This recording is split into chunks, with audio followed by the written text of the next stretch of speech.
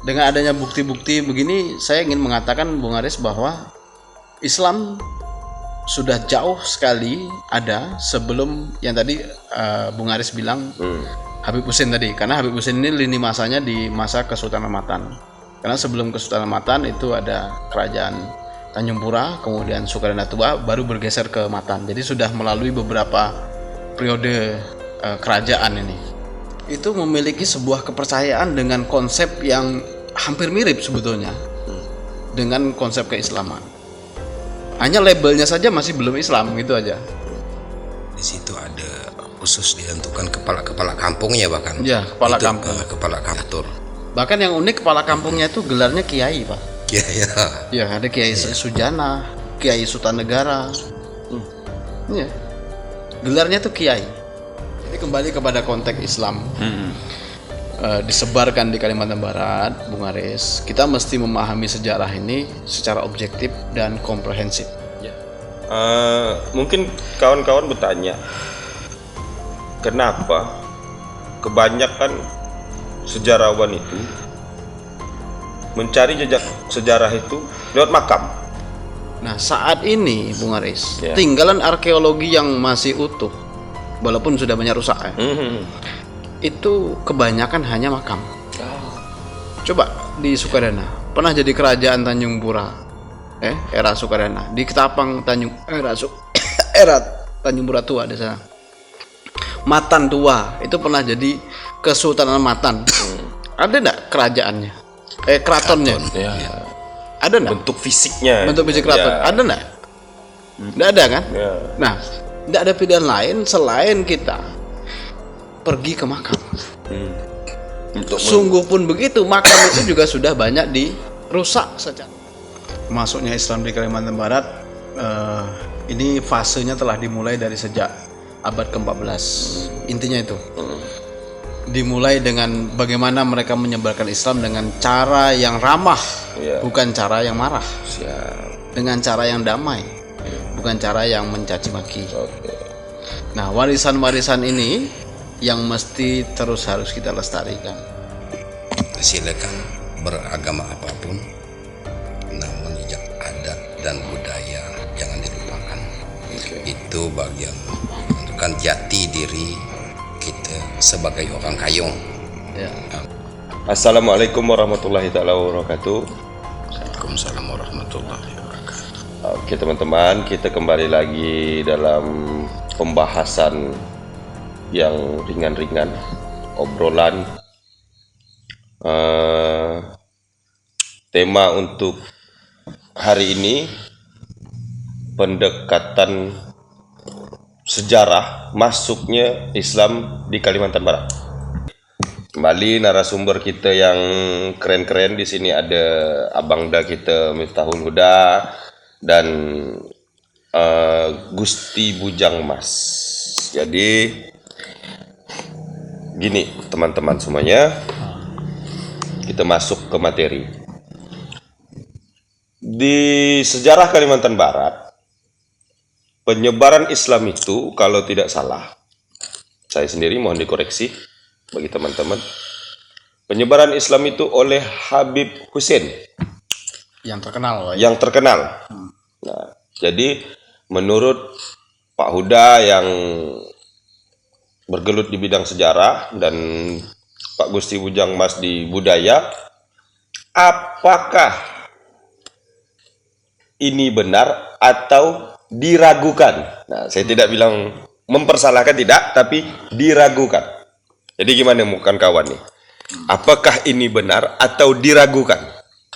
Jadi gini Bung Aris, kalau tadi ditanya benarkah Habib Hussein menyebarkan Islam di Kalimantan Barat? Ya benar. Kan tetapi lini masanya begini, Habib Hussein itu kan di sekitaran tahun 1730-an. Itu tuh di masa 1730-an. Itu di masa Kesultanan Matan, kedatangan beliau itu ya. Nah, akan tetapi 300 tahun sebelumnya itu juga sudah ada jejak Islam. Jadi kalau kita mundur 300 tahun sebelumnya berarti di 1400-an. Jadi Islam di Kalimantan Barat ini menarik ya. teori masuknya Islam di Kalimantan Barat ini ada klaim ya. Misalnya di Sambas ya. Sambas itu ada komunitas Muslim Hanafi. Muslim Hanafi itu kalau menurut Dr. Azumardi Azra, beliau seorang sejarawan juga. Itu jejaknya itu di abad ke-15-an, di 1400-an.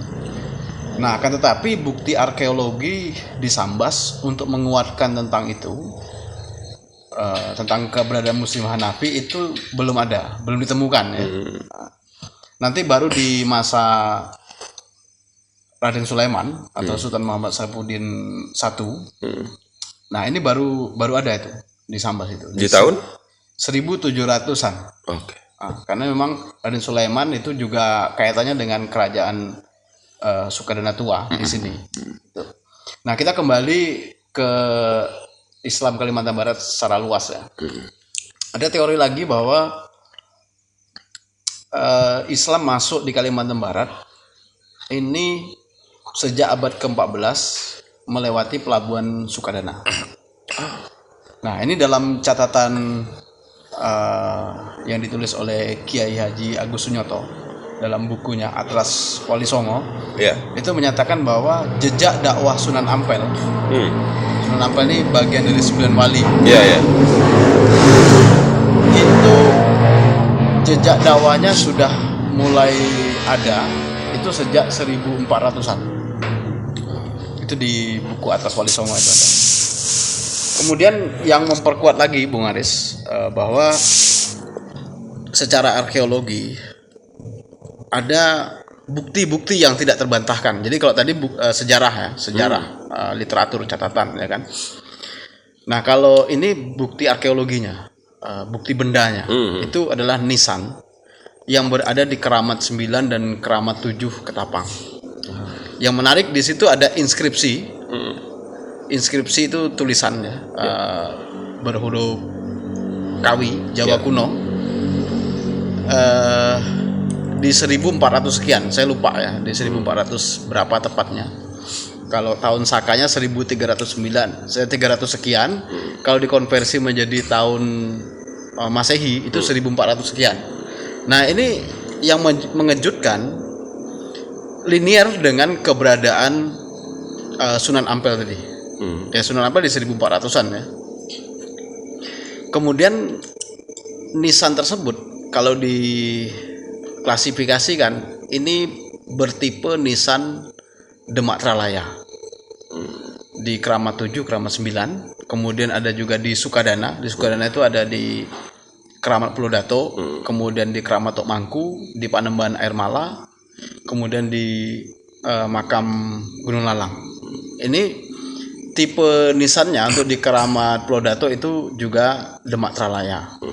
Nah, bahkan kalau di Keramat Pulau Dato itu ada lambang, ada simbol bulat, itu dikenal dengan simbol Purnama Sidi. Nah, biasanya simbol Purnama Sidi dalam tradisi pemakaman pada masa itu diperuntukkan bagi para pemuka agama yang telah mencapai kesempurnaan.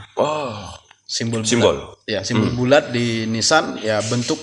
Nanti mungkin para sahabat ya bisa mencari yang namanya apa itu Purnama Sidi, kemudian apa itu tipe nisan Demak Tralaya begitu ya. Mungkin nanti pengedit bisa ditunjukkan lah bisa di video ditunjukkan ini. Tipe nisan tersebut. Ya. Nah, kalau di Keramat Pulau Dato itu justru yang menariknya, menurut catatan Muller di 1800 sekian, dia menulis bahwa di makam Pulau Dato itu ada 3 orang pemuka agama yang dimakamkan.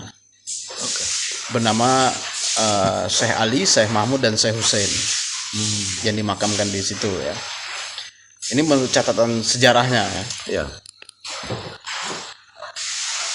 Dan tipe-tipe nisan tersebut ya, itu jika kita perbandingkan dengan tipe nisan yang ada di Jawa, ini usianya itu di abad ke-15-an, abad 14-15, termasuk di Keramat 7, Keramat 9 ya kan, di Ketapang sana dengan di Kayong Utara. Nah, jadi dengan adanya bukti-bukti begini, saya ingin mengatakan Bung Aris bahwa Islam sudah jauh sekali ada sebelum yang tadi Bung Aris bilang Habib Hussein tadi, karena Habib Hussein ini lini masanya di masa Kesultanan Matan. Karena sebelum Kesultanan Matan itu ada kerajaan Tanjung Pura, kemudian Sukarana Tua, baru bergeser ke Matan. Jadi sudah melalui beberapa periode kerajaan ini. Jadi, Gimana dulu, Pak? dari Tanjung Pura Tua, kemudian Lokasi Tanjung Pura Tua di? Tanjung Pura Tua itu di Ketapang, Oke. kemudian berpindah ke Sukadana, yang kita juga menyebutnya sebagai Tanjung Pura era Sukadana. Iya.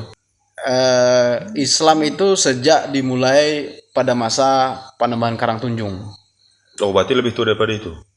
Bukan. Jadi kan kalau yang pertama itu dalam kajian sejarah kami Ya. ya, itu ada Prabu Jaya, kemudian Baparung, Karangtunjung. Nah, di Karangtunjung inilah Muslim.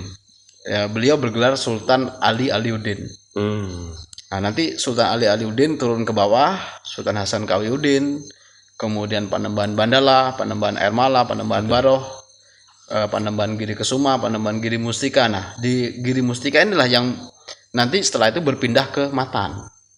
Nah, di Matan nanti juga beberapa periode juga, dari mulai Sultan Jainuddin, merhum Ratu. Nah, diduga Habib Hussein ini datangnya di masa merhum Ratu. Ya karena Sultan Jainuddin meninggal di 1729. Nah, di 1729 hingga 1734 itu yang memerintah adalah merhum Ratu. Nah, diduga beliau datang itu di masa merhum Ratu dan nanti akan pergi ke Mempawah ini di masa Sultan Mangkurat. Karena setelah merhum Ratu meninggal, kemudian adiknya yaitu Mangkurat yang naik tahta. Nah, di masa Mangkurat ini terjadi ada permasalahan sedikit antara Habib Hussein dan beliau. Nah, sehingga beliau kemudian nanti pindah ke Mempawah. Opudeng Manamban itu. Nah, mungkin secara singkatnya dulu seperti itu, Pak Des. Oke. Untuk menjawab yang tadi. Oke. Jadi kalau pendekatan budaya ini gimana nih, Pak Gusti Bujang Mas? Jadi apakah bukti Islam dalam kebudayaan ini justru lebih tua daripada Habib Hussein? Jadi sebelum Habib Hussein ada bukti budaya bahwa Islam memang sudah ada. Untuk mempertebal sejarah yang disebutkan oleh Bang Huda gitu nih. Sila, Pak. Ya, kalau menyangkut budayanya, tentunya sampai hari ini kita bisa lihat budayanya itu seperti membaca berjanji, membaca serakal, betar. Betar ini bagian daripada budaya. Ketika di akhir tahun ada pembacaan doa kasah. Nah, kalau zaman dulu itu tuh dari ujung kampung sampai ke pokok kampung. Nah, itu pembacaan doa kasah. Kita lihat budaya di situ, ada ketiga harinya ada ketupat, ada ratih beras kuning. Nah, ini udah menyimbolkan bahwa simbol-simbol lagi udah kembali kepada yang kita bahas di belakangan. Nah, ini bentuknya munculnya adat budaya yang berbasis Islam, seperti tar, serakal. Bahkan hal ini sampai sekarang ketika dari orang berlamin sampai ke pernikahan, ya sampai saat ini memakai ini. Memakai kultur Islam itu tadi. Kultur Islam ini tadi. Sebenarnya bukan kultur Islam. Nah, gimana, Pak? Ini kultur kita ya kan. Tapi budaya kita ya. Tapi ketika Islam masuk bercampur gitu kan. Nah, sehingga ada sebuah teori juga bahwa masuknya Islam di Kalimantan Barat itu melewati bukan hanya Kalimantan Barat ya, mungkin juga di Nusantara. Itu melalui pendekatan spiritual. Spiritual itu bukan gaib, terawang, klenik itu bukan ya maksudnya ya, tapi melewati pemahaman-pemahaman yang sufistik gitu loh, Pak. Sufisme. Ya, pemahaman sufisme ya, sehingga kenapa mereka melakukan itu? Karena begini, sebenarnya para pendakwah ini juga sudah cerdas. Mereka datang tuh tidak langsung, hai kalian orang-orang yang kafir misalnya, Bukan kan? Islam. Bukan Islam, bukan. Jangan kalian nyembah batu, jangan kalian nyembah kayu. Tidak begitu. Mereka datang itu mengamati dulu. Ya pasti ya ayuhan nas. Ya nas, ya kan. Mereka mengamati dulu apa yang dilakukan oleh masyarakat lokal. Nah, karena di Nusantara ini, khususnya di Melayu pesisir, ya mungkin Nusantara pada umumnya, itu memiliki sebuah kepercayaan dengan konsep yang hampir mirip sebetulnya dengan konsep keislaman. Hanya labelnya saja masih belum Islam, gitu aja. Nah, sehingga ketika ini mereka mengamati ini dan mereka coba masuk dan menyampaikan, nah mereka ini, wah ini kebetulan sekali. Ya akhirnya diterima dengan tangan terbuka, karena menyempurnakan seperti yang pernah kita bahas bahwa dengan agama itu menyempurnakan kebudayaan ini. Jadi dibuatlah merek. Nah, kemudian muncullah, ya sebetulnya gini Pak, kalau merek Islam, ya namanya merek Islam ya, itu tuh gini, dalam beberapa catatan, ini sebenarnya ya belum lah, ya saya nemukan ya di beberapa catatan, itu menyebutnya bukan orang Islam, bukan, tapi ya contoh di catatan Muller ya, Muller, kemudian yang paling lama itu Tommy Pires Pak ya. Nah, Tommy Pires itu Bung menyebut penganut orang yang ada di Kalimantan Barat Daya pada saat itu di 1512 yang orang-orang non muslim itu sebutnya orang pagan. Pagan ya. Ya, orang pagan itu artinya orang yang penyembah kayu, penyembah batu gitu kan. Nah, kalau orang yang Islam itu orang Mur. Pengikut orang Mur. Orang Mur itu diasumsikan sebagai orang Arab. Pengikutnya orang Arab, Pengikut gitu kan. orang Arab. Pengikut ajaran orang Arab. Ya begitu. Kemudian di catatan ini Pond the Wall di 1800 sekian, dia menyebut bukan orang Islam, bukan. Menyebutnya Muhammaden. Ini pengikutnya Muhammad. Pengikut Muhammad. Jadi sejak kapan Islam jadi label, jadi merek? Ya saya menduganya ini sejak ketika kita punya negara, kita jadi negara, dari kerajaan menjadi negara, ya kan? Menjadi negara, kemudian ada identitas KTP. Makanya banyak Islam KTP Pak sekarang.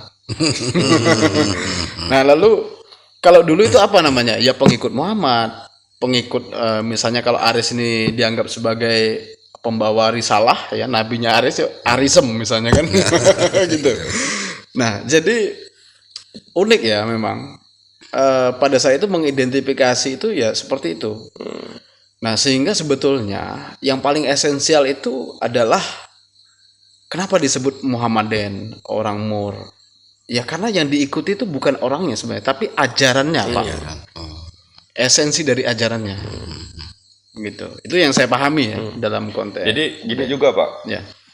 Agak menarik tadi yang disampaikan Pak Gusti Ujang Mas bahwa berjanji apa segala macam. Yang saya ketahui berjanji dan tar itu budaya Arab. Bisa jadi kalau menurut saya pribadi berjanji ini Habib Husin yang bawa. Begini Pak. Itu gimana menurut Bapak? Kalau izin menjawab ya. Ya, Oke. lanjut kenapa? Kalau dikatakan itu budaya Arab, sebagian barangkali. Ya. Isi berjanjinya iya. Ya. Termasuk tabuhannya mungkin.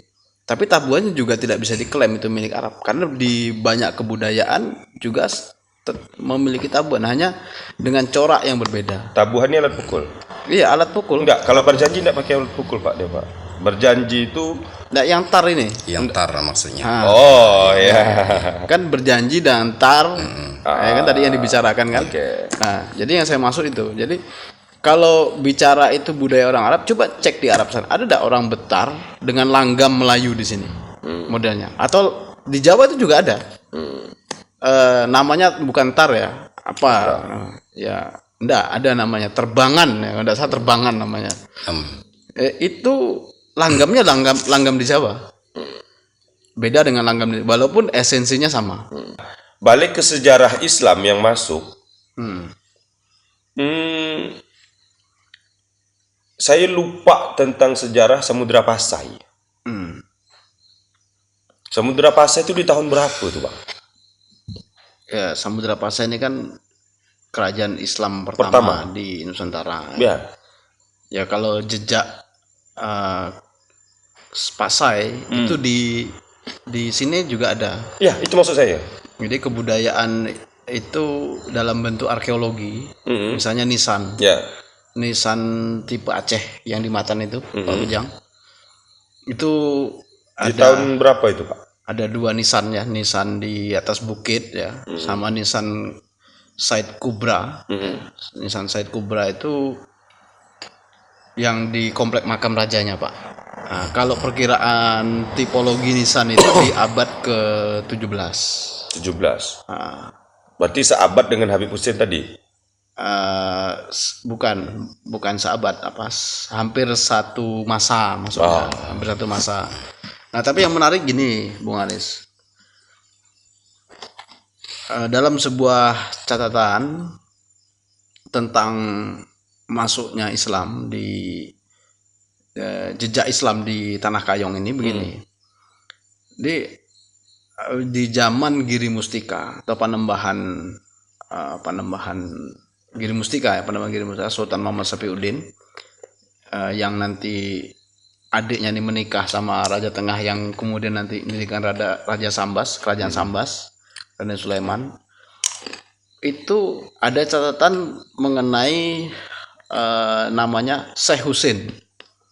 Jadi Syekh Husin dengan Habib Husin itu beda. Ya. Kalau Habib Husin itu di 1700-an, kalau Syekh Husin itu di 1600-an, artinya 100 tahun sebelumnya.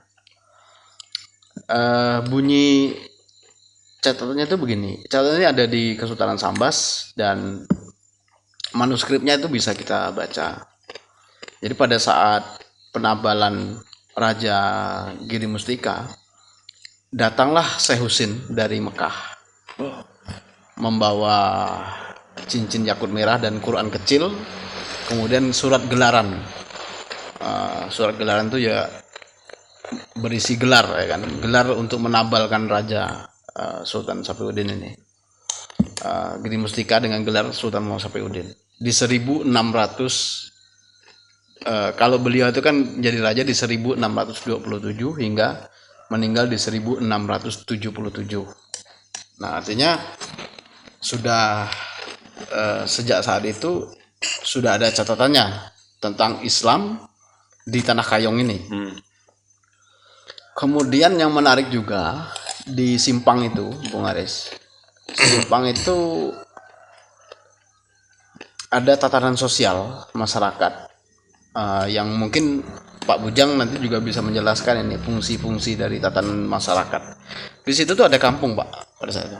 Ada kampung raja, kampung dalam, kampung priayi, kampung Belitang, kampung Mayang, kampung Surit, ya kan.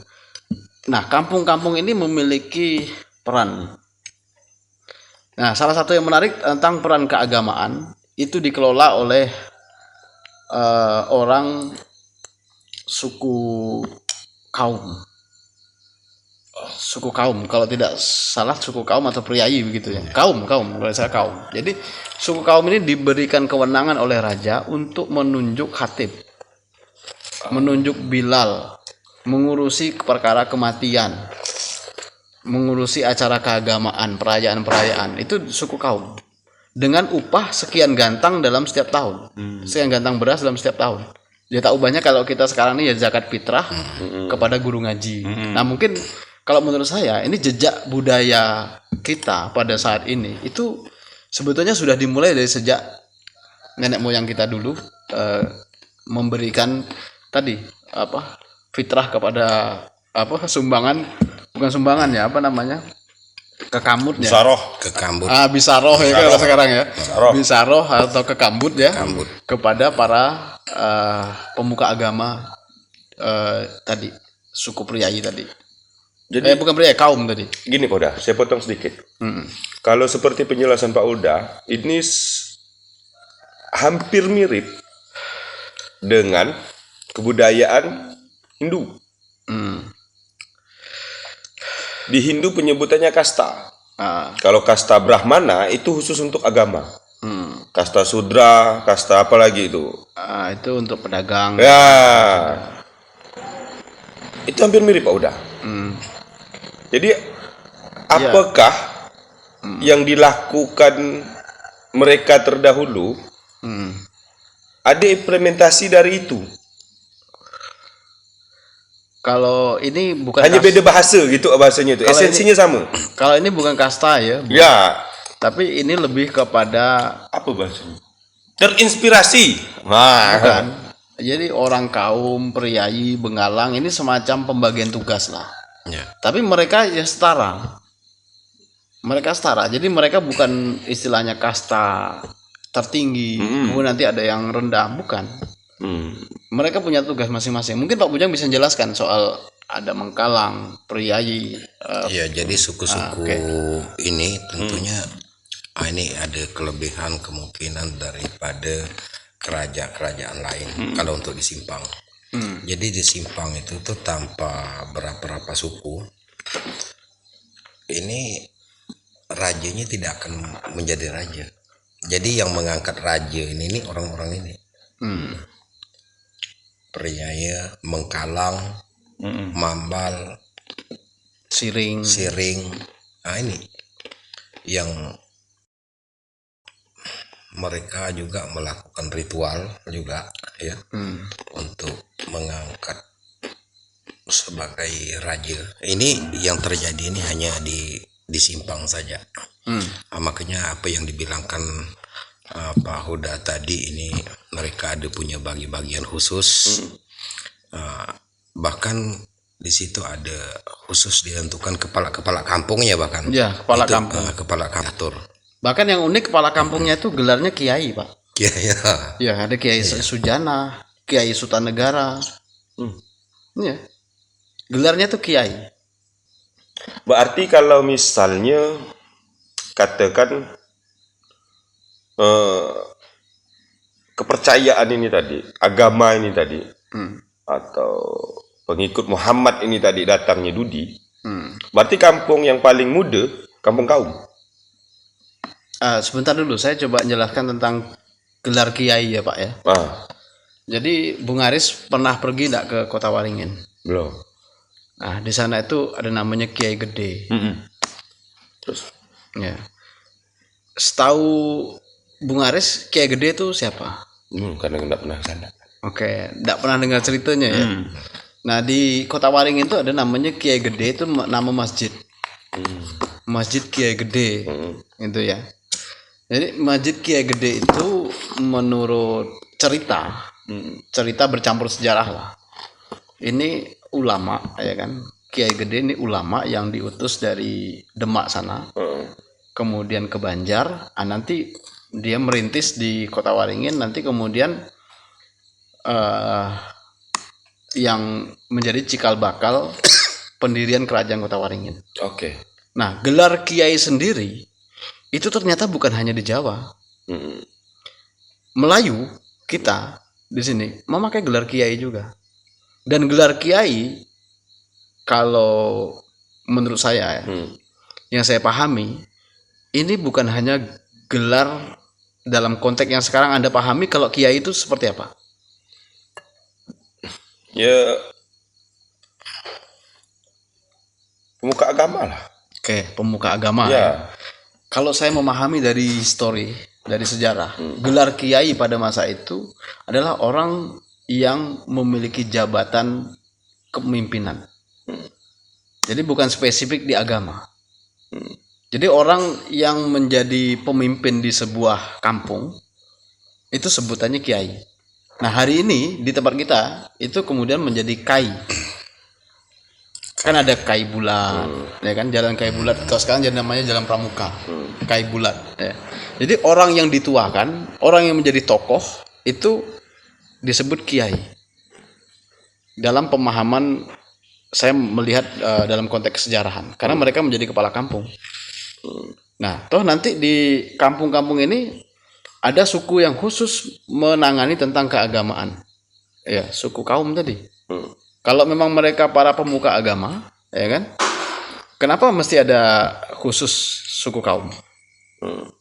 Nah, tapi bisa juga orang yang memiliki kemampuan ketokohan sebagai pemimpin juga dibekali pengetahuan tentang keagamaan. Nah, jadi begitu konteks kiai yang saya pahami di dalam kesejarahan di Simpang pada masa itu. Kalau saya justru terbalik Pak Uda. Kalau saya memahami konsep kiai dan kai ini suatu yang berbeda. Kalau yang saya Pak tanggapi. Dahulu kai, baru kiai. Kalau menurut saya pribadi. Oke. Kalau ada landasannya boleh. Ya, landasannya itu tadi. Karena kalau orang zaman dulu nyebut datuknya tetap kai. Landasannya itu, mau dia pintar, mau dia kurang pintar, mau dia ndak gagah, mau dia gagah, kalau datuk tetap kai. Mau dituakan, mau ndak, datuk tetap kai. Kan konsepnya kan yang dituakan dan yang dihargai. Pernah bukan memperdebat, mendiskusikan itu. Di beberapa KTP kawan-kawan itu penyebutannya Kiai Mat Saharun. Itu salah, kata saya. Kalau di KTP saya waktu saya bujang itu Kai Mat Saharun. Jadi asal kata Kai itu apa? Datuk. Ya, maksudnya secara kan kalau saya tadi menyatakan bahwa kiai menjadi kai itu kan dari dasarnya kan dari ilmu bahasa. Ilmu bahasa ini ada pergeseran Bung Aris namanya. Kayak misalnya kayong kan. Kayong itu asalnya kan dari kayon. Nah, ketika ketemu dengan orang Dayak yang ujungnya N, nyebut matan bisa matan. Atau kayon itu nyebut kayok. Nah, lama-kelamaan ini menjadi pembiasaan orang, kemudian menjadi kayong. Jadi umum menjadi kayong gitu kan. Nah, kiai tadi ini bisa menjadi perubahannya itu berdasarkan bahasa karena penyebutan tadi. Karena fonetik tadi. Kiai bergeser menjadi kai. Sama kalau di Jawa itu ada namanya empu. Empu itu menjadi di sini itu menjadi empu misalnya. Kan? Nah, tapi menjadi berbeda penafsirannya. Nah, itu biasa dalam ilmu bahasa. Seperti itu. Sama Pak.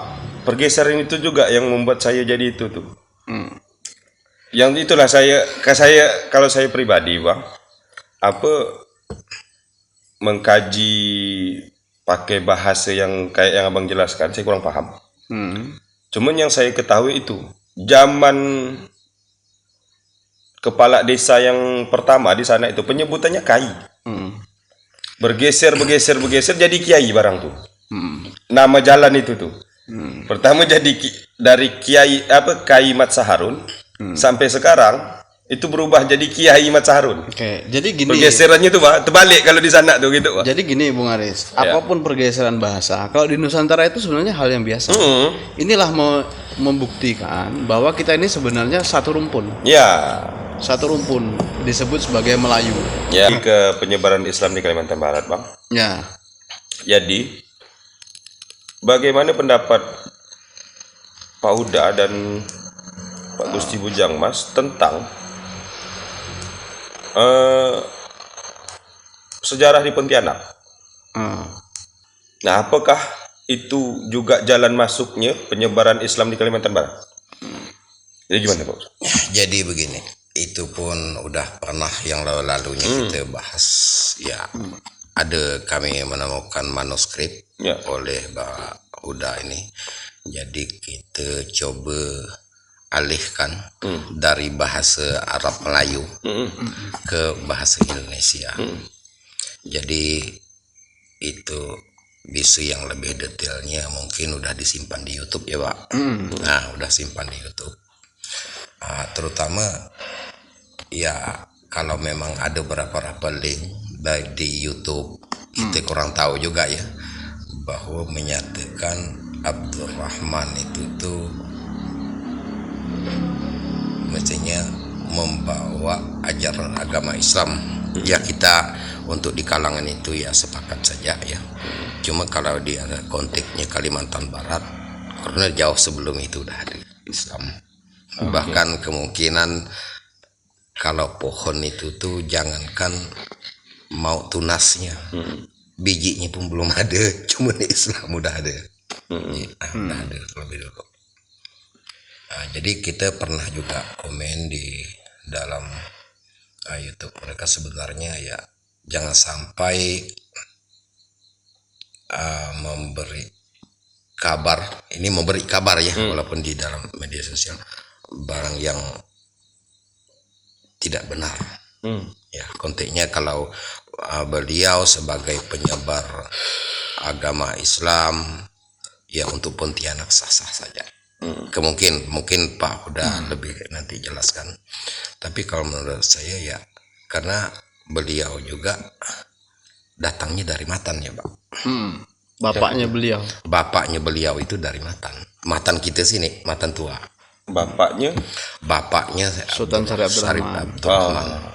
Jadi dari Matan. Jadi boleh dikatakan Syarif Abdurrahman itu ya kalau bahasa kampungnya ini temuninya di Matan. Temuninya di Matan.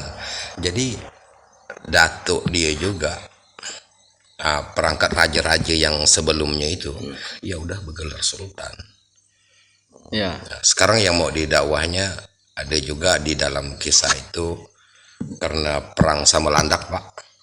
Perang sama Landak, misinya itu untuk menyebarkan Islam itu saya anggap ini Landak, Sanggau, ini Sukadana, pembodohan lah buat kita.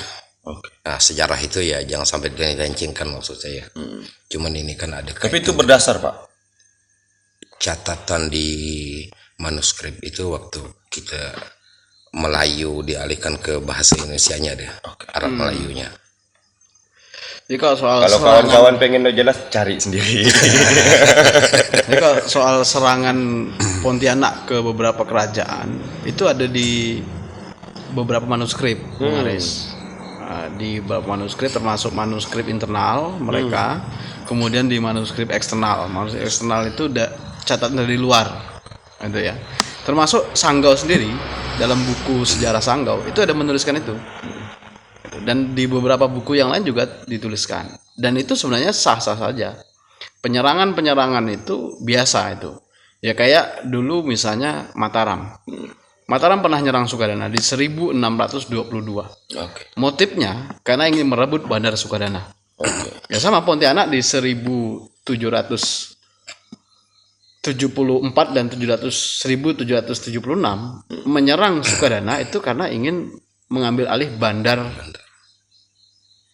Sukadana, itu menjadi Bandar Pontianak menjadi ramai. Karena dulu alur perdagangan dari kerajaan-kerajaan di Kapuas itu ke Sukadana. Jalur sutranya lah kalau bahasa. Jalur sutranya.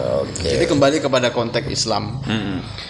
Disebarkan di Kalimantan Barat, Bung Aris, kita mesti memahami sejarah ini secara objektif dan komprehensif. Ya. Jadi jangan melihat dari sepotong-sepotong. Ya. Nah, kalau Anda mencari di Google barangkali ya, mungkin sangat sedikit sumber yang menyebutkan tentang bagaimana masuknya Islam di Kalimantan Barat ini secara komprehensif. Ya. Kebanyakan hanya satu pihak. Ya.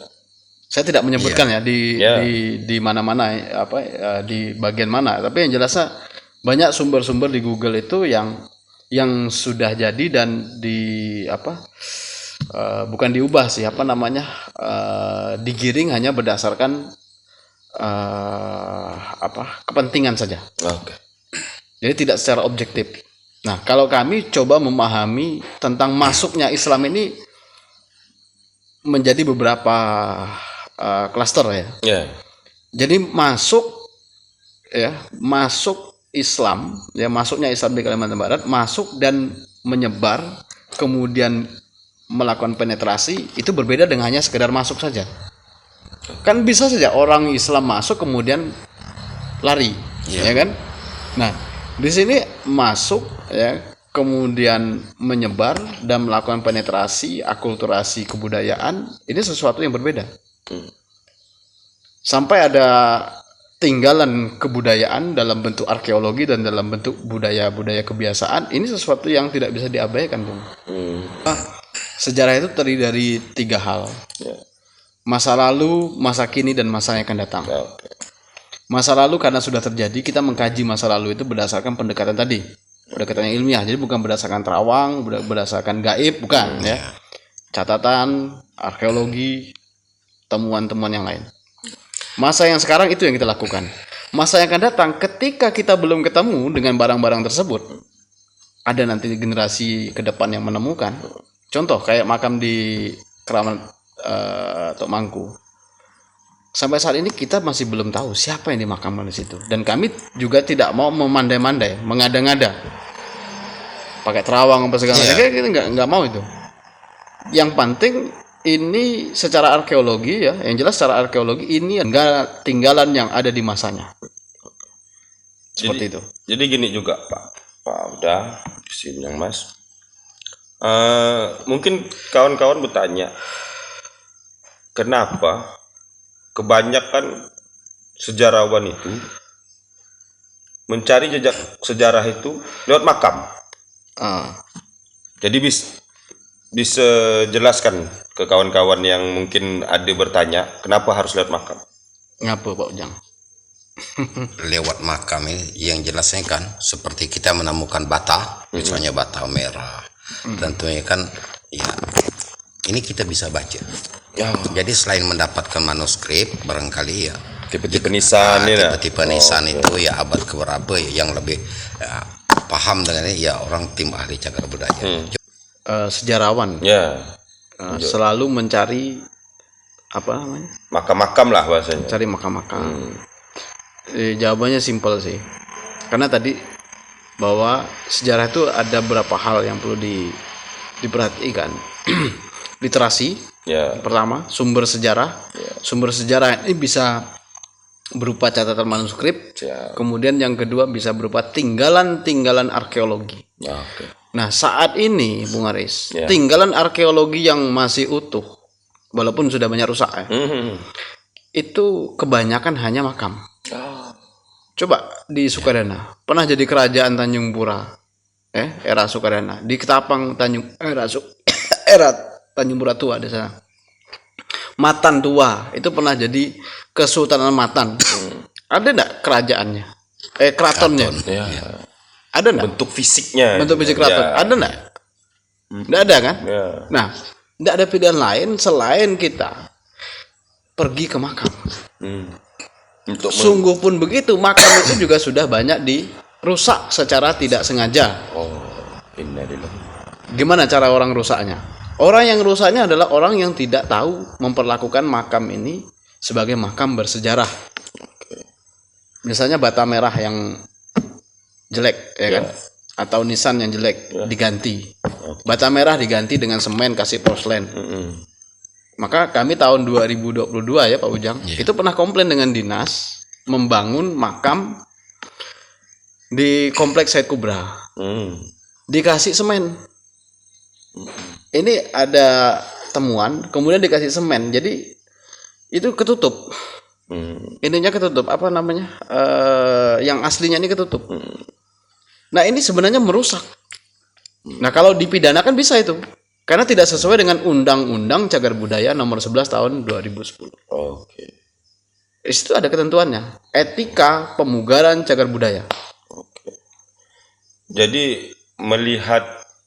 Jadi kalau orang mandai-mandai ya kan, merubah makam bersejarah, itu sebetulnya justru dia merusak sejarah itu sendiri. Karena jejaknya itu sudah sulit nanti untuk kita mengetahuinya. Contoh ya, Bung Aris. Di komplek makam Tengku Akil.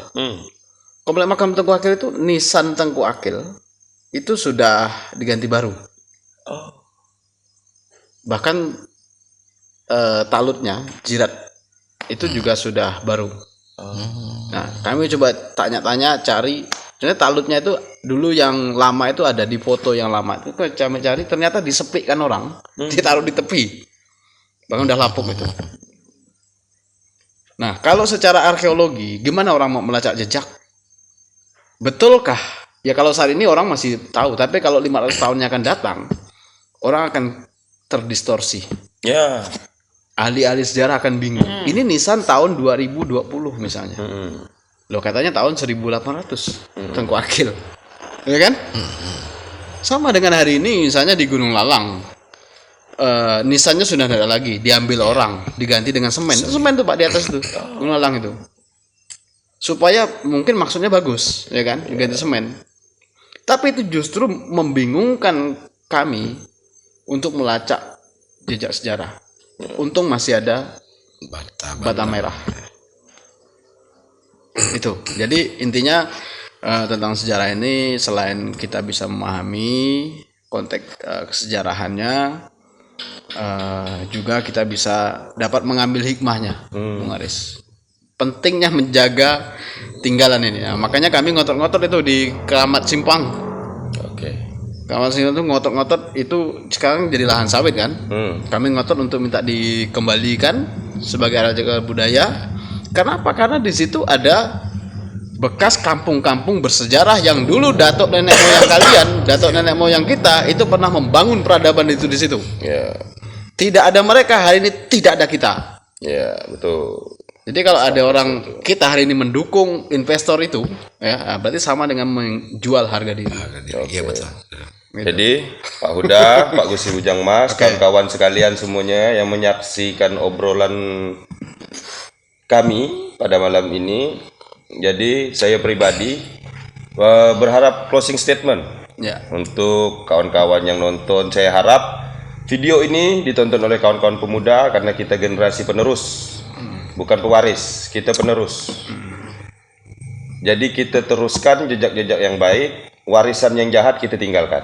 Jadi silakan Pak Huda closing statementnya untuk pembahasan kita pada malam ini terkait sejarah masuknya Islam menurut literasi sejarah. Ya, closing statement saya soal masuknya Islam di Kalimantan Barat, ini fasenya telah dimulai dari sejak abad ke-14.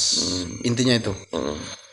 Dimulai dengan bagaimana mereka menyebarkan Islam dengan cara yang ramah, bukan cara yang marah. Dengan cara yang damai, bukan cara yang mencaci maki. Nah, warisan-warisan ini yang mesti terus harus kita lestarikan. Bagaimana di dalam sejarah tersebut banyak hikmah dan kebijaksanaan. Ada toleransi, ada nilai kebijaksanaan, nilai-nilai sosial dan lain sebagainya. Itu sangat banyak sekali yang harus kita gali dan kita teladani sebenarnya di situ. Mungkin itu, Pak Aris. Oke, Pak Gusti Bujang Mas, closing statementnya, kata-kata penutup.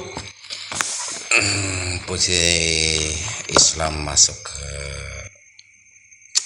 khususnya Sukadana, dikatakan tentunya mempunyai tidak semudah apa yang kita pikirkan hari ini, proses. Cuman harapan saya silakan beragama apapun, namun jejak adat dan budaya jangan dilupakan. Itu bagian menentukan jati diri kita sebagai orang Kayong. Maksudnya. Jadi harapan saya itu saja. Jadi kalau dari saya pribadi, untuk kawan-kawan sekalian, kalau ingin mengkaji sejarah, kawan-kawan harus siap menelan pahit dan manisnya. Karena setiap sejarah ada sisi gelap dan sisi terangnya. Jadi kalau hanya mengambil sisi terangnya, itu bukan sejarawan. Itu penikmat dongeng. Itu kalau bagi saya pribadi. Terus, bagi kawan-kawan semua yang mendengar dan melihat, menonton video ini, tujuan kami di sini mendiskusikan barang ini, tidak ada tujuan lain-lain. Mutlak ingin mengungkap kebenaran di dalam suatu sejarah. Jadi kalaupun ada referensi lain, mari kita diskusikan di sini.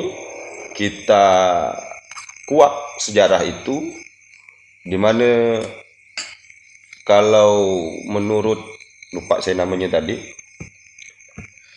Kalau ingin mengendalikan seseorang, maka rubahlah sejarah masa lalu orang tersebut. Maka orang itu akan mudah dikendalikan. Sekian dari kami. Wabillahi taufiq wal hidayah. Wassalamualaikum warahmatullahi taala wabarakatuh. Salam sehat untuk kita semua. Waalaikumsalam.